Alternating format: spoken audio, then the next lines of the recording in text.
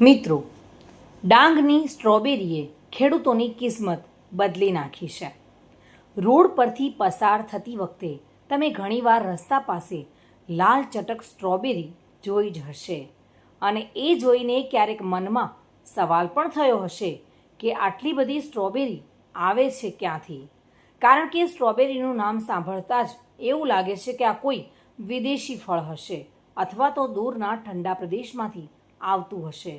પરંતુ તમને જાણીને આશ્ચર્ય થશે કે તમારા શહેરમાં જે મીઠી અને લાલચટક સ્ટ્રોબેરી આવી રહી છે તેનો ઘણો ખરો હિસ્સો દૂર વિદેશમાંથી નહીં પરંતુ આપણા જ ગુજરાતના ડાંગ જિલ્લામાંથી આવી રહ્યો છે.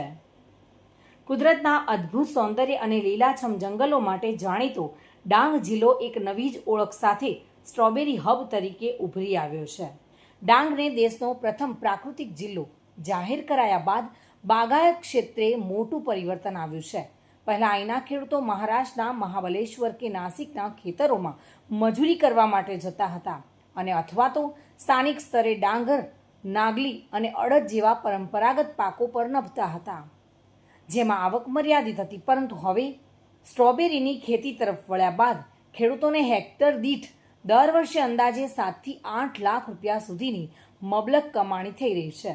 ડાંગમાં સ્ટ્રોબેરીની ખેતી પહેલાં પણ થતી હતી, પરંતુ આજે આધુનિક ટેકનોલોજી અને સરકારી પ્રોત્સાહનના કારણે તેના ઉત્પાદનમાં ધરખમ વધારો થયો છે.